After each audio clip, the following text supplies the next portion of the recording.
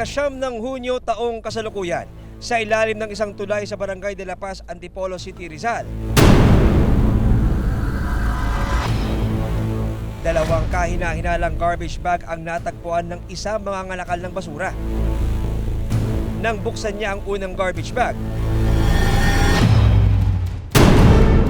lumapad sa kanya ang dalawang braso at pugot na ulo ng isang tao. May tattoo nga, oh. May tattoo, ano?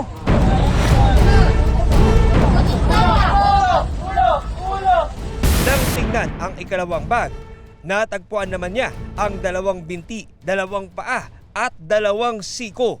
Nung mabuksan ng ating mga scavenger, talagang lumabas yung putol na ulo ng ating biktima. Upper arm at saka binti at saka lower arm. Nakabalot po siya sa dalawang garbage bag. Sa pag-usad ng investigasyon ng Antipolo City Police, nakitang may mga tattoo ang biktima sa kanyang binti.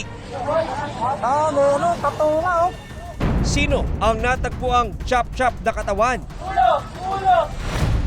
At paano niya sinapit ang karumal-dumal na krimen? May tattoo nga, oh. May tattoo, ano?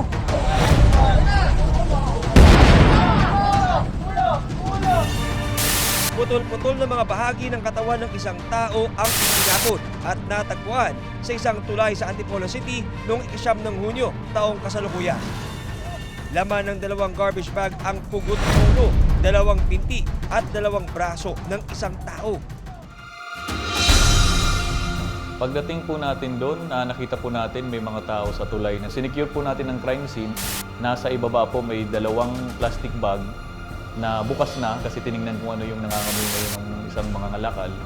Nakita nga po doon yung isang bag na may ulo at kamay at paa. Ang biktima, isang babae. At nang silipin ng mga pulis, nakita may mga tattoo ang biktima sa kanyang binti. May tattoo nga, oh. May tattoo, ano? Matukoy na kaya ang pagkakilanlan ng babae? Samantala, noong mga oras na yun, pinaghahanap naman ng isang pamilya ang kanilang kaanak na si Marjorie, 37 taong gulang, hindi niya tunay na pangalan. 2 araw nang nawawala si Marjorie. Hanggang sa isang post sa social media ang nakita ng pamilya. Ano ba yun? Ang aga-aga talagang babae ito, oo. Tingnan mo to sa lod. May nakitang chinap-chap na bangkay dyan sa tulay sa may NHA. Elaine, lika dito, tingnan mo to. Sana naman walang nangyaring masama kay mama.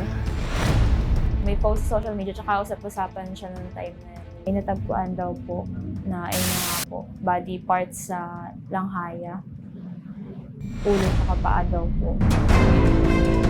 Dali-dali nilang pinuntahan ang tulay kung saan nakita ang dalawang garbage bag na may lamang pinagputol-putol na bahagi ng katawan ng tao. Sir, baka mag-anak namin yan. Hindi kayo pwede bumaba, ma'am. Pasensya. Sir, titignan ko lang ba? Kasi ano po yung nawawala akong nanay eh. Ma'am, pasensya na po talaga, ma'am. Bawal po talaga. Kuya, silip lang ako. Titignan ko lang po baka yan na po yung nawawala akong nanay eh. Ilang araw na po kasi nawawala eh. Hindi po. Ilang araw na nawawala yung asawa ko, sir eh. May pumunta agad na pamilya na hinahanap yung kanilang nawawalang kapamilya. Accordingly, 3 days ago pa nawawala yung kapamilya nila. Na-identify ng pamilya nila sakto sa features ng kanilang kapamilya. Babae, pitit, and mahabang buhok sa katatuan.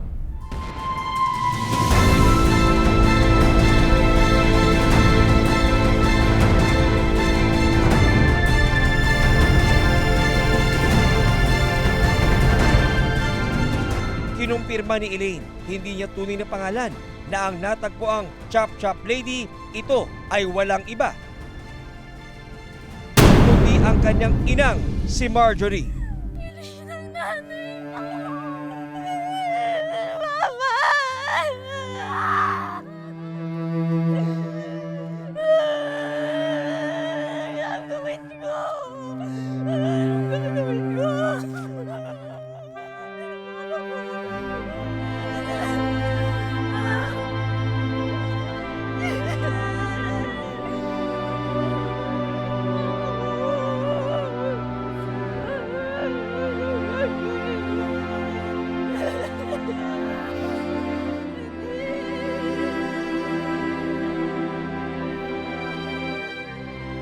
Nabasahan niyo po yung bubog niya po dito, grabe. Tapos yung labi po ni mama, putok na putok. Iyak po, agulho. Kasi hindi ko talaga yun na-expect. Hindi namin yun inisip na mangyayari yan kay mama. Ang nakikita nga namin sa TV yan. Hindi namin alam mangyayari din sa amin. Sakit lang ho kasi talaga isipin. Kasi parang hindi niya tinatong tao. Nakita man ang maraming bahagi ng katawan. Nawawala noon ang bewang at hita ng biktima.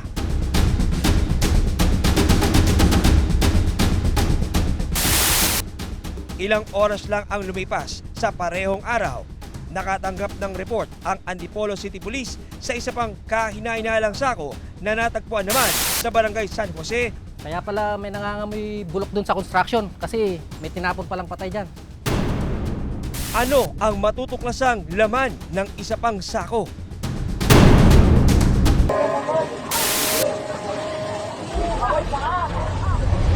Meron, tattoo na, oh. May tattoo, no? Bukod sa dalawang garbage bag na natagpuan sa isang tulay sa Antipolo City, isa pang kahina-hinalang sako ang nakita sa Barangay San Jose, Antipolo City.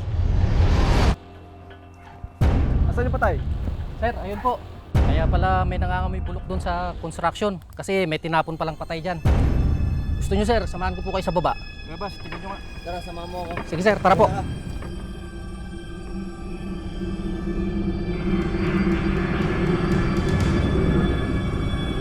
Nang buksan ng sako, Sir, positive, sir.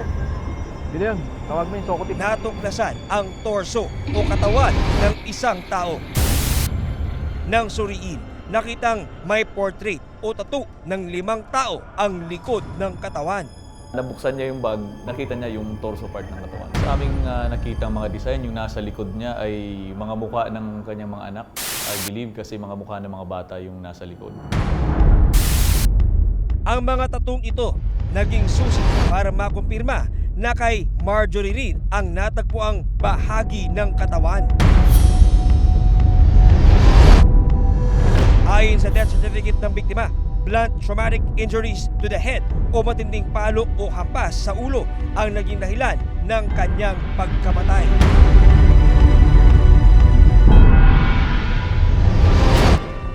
Noong mga sandaling yun, hindi pa rin natatagpuan ang bewang at hita ng biktima. Paano sinapit ni Marjorie ang karumal-dumal na krimen?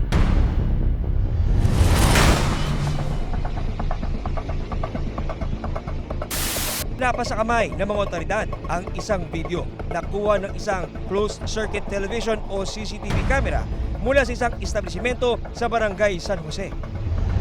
Makikita sa video ang pagdating ng isang lalaki sakay ng isang motorsiklo. Tumigil ang motorsiklo sa gilid ng kalsada. Ang lalaki tila may bitbit na kahina-hinalang bagay at itinapon sa bangin sa gilid ng daan. Matapos ang 30 segundo, agad ding umalis ang lalaki. Sino ang lalaki sa CCTV video? May kinalaman kaya siya sa nangyaring pagpatay kay Marjorie?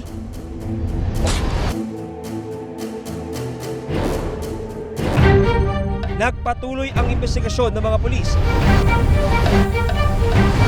sa karumal-dumal na pagpatay kay Marjorie, ang chop-chop lady na natagpuan sa Antipolo City.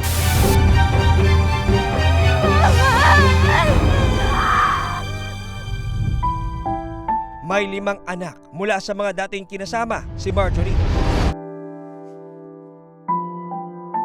Nang mamatay ang kanyang live-in partner noong taong 2018, nakilala ni Marjorie si Vince Eric Ramos, isang tattoo artist. Kapatatuwa?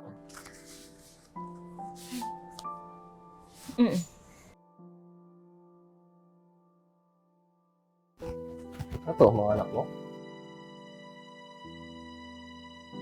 Kailan ko na pala? Hindi ka. Alam ba ito ng asawa mo? Single na ako. Parehas tayo. Unang tattoo kasi niya is yung sa likod po. Yung picture po ng kami magkakapatid. Alisang para ba? Sa likod sana. Masakit pa yun. dahil ang dami na para dito sa Nagkapalagayan ng loob ang dalawa, naging magnobyo at nagsama noong 2019. Naisip ko lang ng mga time na yun, siguro nalulungkot lang siya. Naghanap siya ng panibagong boyfriend, makakasama. Baka takot siya mag-isa ho talaga. Nagbunga ang kanilang pagsasama ng isang supling. Sa umpisa, naging maayos ang pag-asama ng dalawa hanggang sa unti-unti raw nagbago ang trato ni Vince kay Marjorie. Hindi na kami naging okay sa kanya nung nakikita namin sasaktan na si mama. Sakal, tapos yung sapak. Yun yung kadalasan niya. Tsaka tampal. Kasi alam ko, yung una tinatago lang niya sa amin yun. Tinatanong namin sila ni tita, ano yung pasamo ma? Wala daw. Na ano lang, na sanggi. Ma? Sabi pala ni Lola Salud, idaan mo na lang daw si Junjun dun sa daycare pag alis mo. Dito na pala niya pinayuhan si Marjorie na makipaghiwalay na kay Vince. Tsaka, pwede ba? Ano ba kasi talagang nangyari dyan? Nabangga nga lang paglabas ko ng kwarto. Kailan mo ba kasi hihiwalayan niya ni Vince na yan? Hindi mo naiintindihan. May anak kami. Hindi ko alam kung natatakot ba siyang maiwanan yung bunso na walang tatay ulit. Kasi pangatlong relationship niya na yun eh. Yun yung naiisip ko na dahilan. Kaya kung bakit ganun na yung threat sa kanya ng lalaki, ayaw niya iwanan. No? Sa paggulo ng investigasyon ng mga polis, naging person of interest o POI ang kinakasama niyang si Vince Eric Ramos dahil siya ang huling kasama ng biktima bago siya tuluyang nawala. Kailan mo huling nakita ang biktima? Nung isang araw po, bago kami mag-away. Hinatid ko po siya sa gate ko eh. Naghatid po siya ng pagkain kay ate. Itinanggi niya nung una na may kinalaman siya sa nangyari kay Marjorie.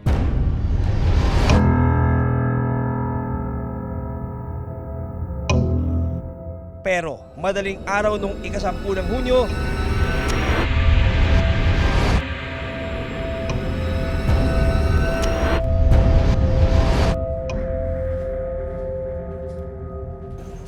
Sir. Pwede po ba magpatawag ng OIC? Para saan? Aamin na po ako eh. biglang umamin si Vince sa nagawang krimen ayon sa mga pulis. Lahat ng kanya mga sinabi ay aming binerify, binalidate. And sinasabi rin namin sa kanya na yung mga sinasabi niya ay na wala kaming nakitang any evidence to prove his alibis. Kaya doon na rin siya nag-breakdown. Kasama ng mga pulis, itinuro ni Vince ang lugar kung saan niya itinapon ang huling bahagi ng katawan ni Marjorie na hindi pa natatagpuan. Ba't tinapon yung bang card? Diyan po, sir. Mabas, check mo nga.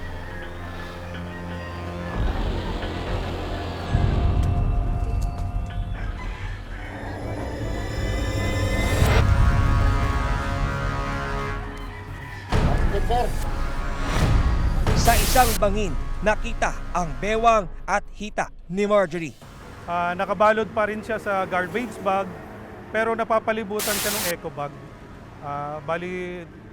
Doble yung pagkakabalot niya. So nung nabuksan na lang natin, doon na lang natin nakita na leg part pala yung nandito. Maamoy na siya, mabaho na kasi ayon sa SOCO is 3 to 4 days na siyang namamatay. Paano nga ba nangyari ang krimen? Ayon sa anak ni Marjorie na si Elaine, lumalabas na noong 5 ng Hunyo. Nagpaalam sina Marjorie sa kanyang biyahe na mayroon silang pupuntahan ng kanyang kinakasamang si Vince. Kasama nila ang kanilang 2 taong gulang na anak. Ay, Chang, kayo na hong maghugas sa mga pinggan, ha? O sige, basta yung bilin ko, ha? Sige.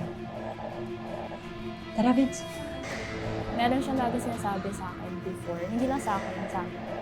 Kapag sumama ako sa bahay ni Vince, yun na yung katapusan ko. Mamatay na ako. Hindi ko maintindihan nung time na yun. Not until nangyari ko ito. Tapos nakita yung bahay nga is wala masyado palang kapitbahay na malapit. Matapos ang 2 araw, umaga noong 7 ng Hunyo, Marjorie! Marjorie! Nagkaroon daw ng mainit na pagtatalo ang dalawa ayon sa mga pulis. Bakit manginit ng ulo mo?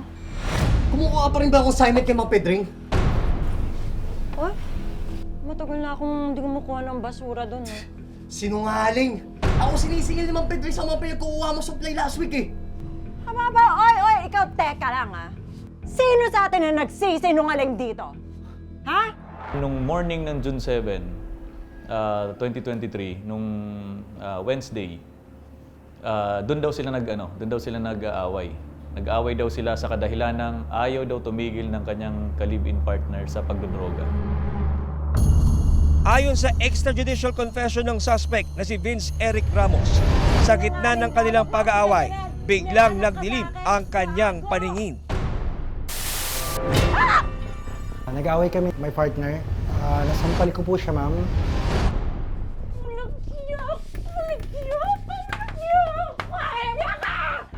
Gusto mo magtulak? Huwag dito sa lugar ko, ha?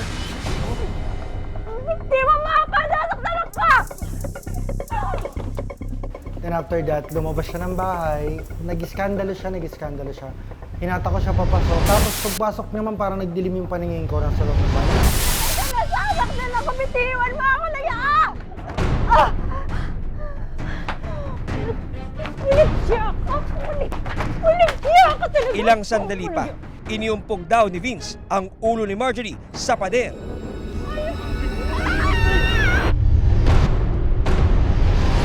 Dito na raw nawala ng malay ang biktima. Parang nag-stop po yung pagbit ng puso niya kasi nakanganga siya. Then pinakinggan ko po yung heartbeat niya. Hindi na po siya nagre-response. Sa takot ni Vince, sinubukan pa raw niyang i-revive ang kinakasama pero hindi na siya nagkamalay. Marjorie, gising! Nung pagkapump ko, hindi po kasi ako marunong ma'am talaga ng mga first aid or CPR.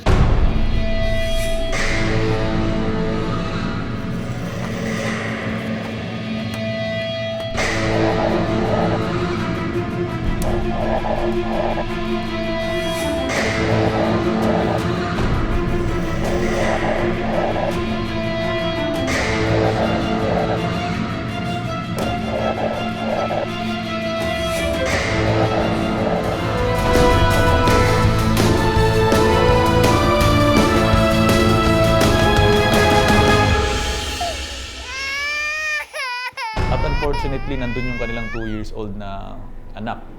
At ang ginawa niya daw, hinatid niya muna daw itong anak niya dun sa bahay nila sa Padilla. Laking pagkataka noon ng pamilya ni Marjorie nang umuwi si Vince na hindi kasama si Marjorie.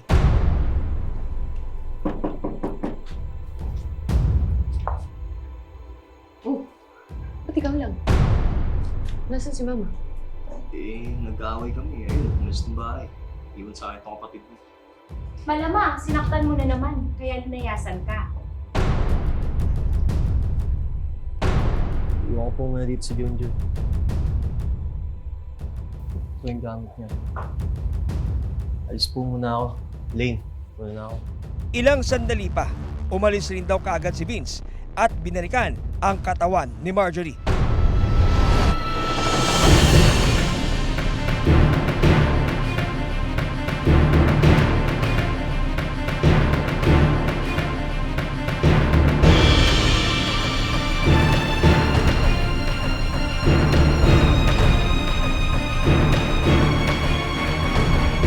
Ayon sa investigasyon ng mga pulis, gamit ang itak, dito na raw niya isinagawa ang pag-chop-chop sa katawan ni Marjorie.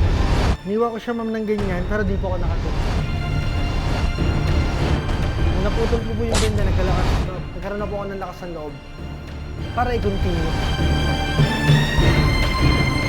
Nagkasal po ulit ako, tapos sorry ulit ako sa pamilya niya, tsaka sa nanay ko, tsaka sa lolo ko po.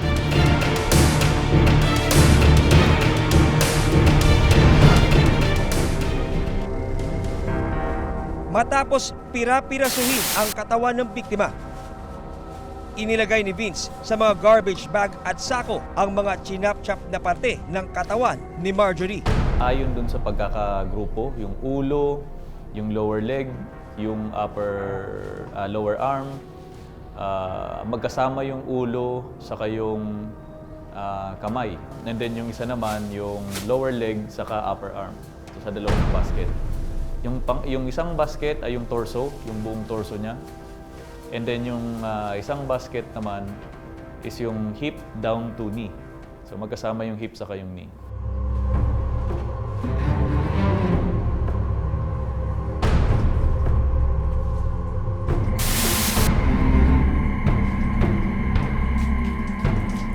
After niyang chinap-chop dun sa sitio Kabkab, ay naligo siya, nilinisan niya yung katawan niya, nilinisan niya yung crime scene. Ayon kay Vince, dito niya naihampas yung biktima kung saan nawalan ito ng malay at humandusay dito sa sahig na ito.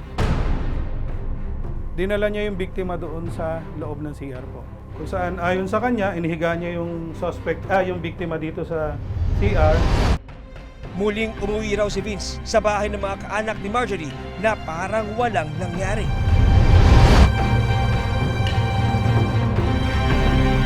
Oh, dito ka na naman. Baka sakali lang po na baka umuwi na po si Mario. Ba't hindi mo i-text? Sumasagot. Tumawag na kaya tayo ng pulis. Sige po, hanapin ko na lang po muna siya. Bumalik pa ulit sa Padilla, iniwanan niya yung crime scene, bumalik pa siya sa bahay niya sa Padilla, again 13 kilometers away. And nakipag-usap pa daw siya sa kanyang lola, nakipag-usap pa siya dun sa mga parang he's finding someone to ease his guilt siguro.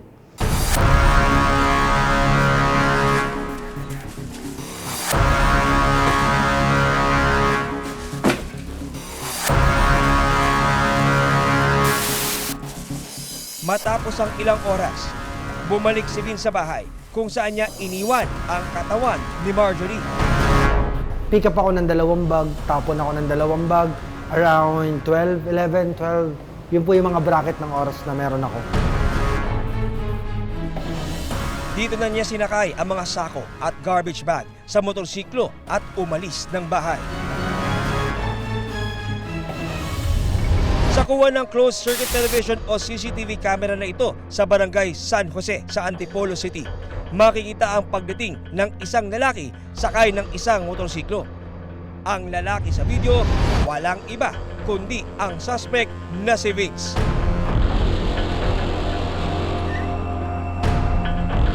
Una niyang itinapon ang bahagi ng katawan ni Marjorie sa isang bangin malapit sa isang construction site at hardware store.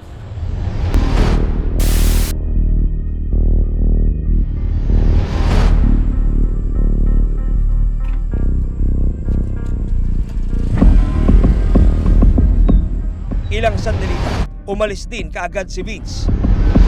Sunod niyang itinapon ang isang sako na laman ang bewang at hita ni Marjorie.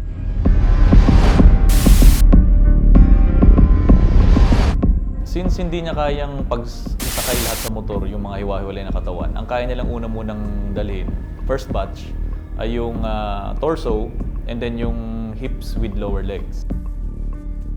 Binalikan niya ang 2 natitirang mga sako sa bahay at saka itinapon sa tulay sa Barangay de la Paz sa Antipolo City. Sa investigasyon ng mga otoridad, itinapon din ng suspect ang damit ng biktima at itak na ginamit sa pagkatay. Pero hindi na ito na-recover pa. Madaling araw na nung 8 ng Hunyo nang matapos ni Vince ang pagtatapon ng katawan ni Marjorie sa 3 magkakaibang lugar. Harap sa liwa. Nahanap sa kasong pagpatay si Vince at kasulukuyang nakapiig sa Police Community Precinct 2 ng Antipolo. Ang kinaso namin ay murder dahil sa gravity ng pagkagawa ng krimen. Yung kanilang pagpag-mutilate sa kanyang live-in partner ay yung talagang pinakamataas na uri ng kaso na sa pagpatay, which is the murder.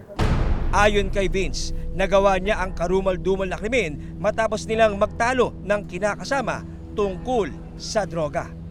Small time, gusto niya lang din ma-survive namin yung paggamot ng tatay niya. Siguro po yung sa amin ng bata. Pero nung sinabi ko po sa kanya na mahal, ito na yun eh, this is it. Sabi ko, nakapagtrabaho na ako ng something good.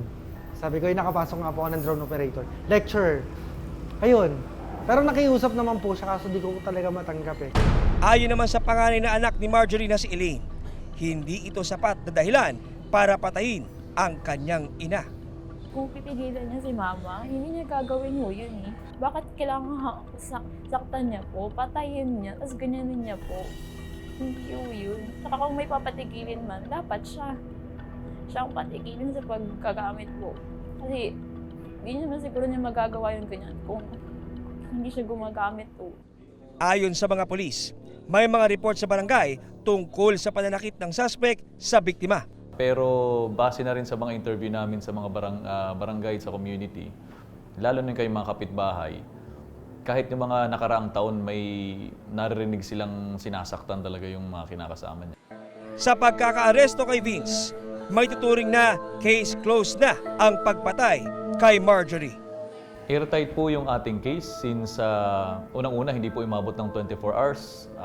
Umamin na paamin po agad yung suspect natin na in detail inilahad yung kanyang ginawa mula nung 2 days ago pa before na-commit yung crime. Siya pa nagturo kung saan yung crime scene, kung saan niya ginawa yung pagka-chop-chop at gumawa siya ng judicial confession with the assistance of a counsel.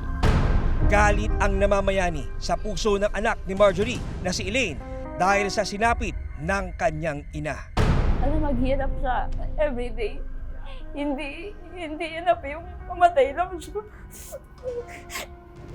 Ginawan, pagsisiyan niya talaga yun. Gagawin namin lahat para makulong siya. Hindi namin hayaan makalabas yan. Tapos, mahal na mahal ka namin, ma. Kaya anong mangyari? Mga kapatid ko, please, gabayan mo sila. Kailangan nila ng tulong mo. Maliliit pa sila. Kailangan nila ng guidance galing sa'yo. May miss ka namin.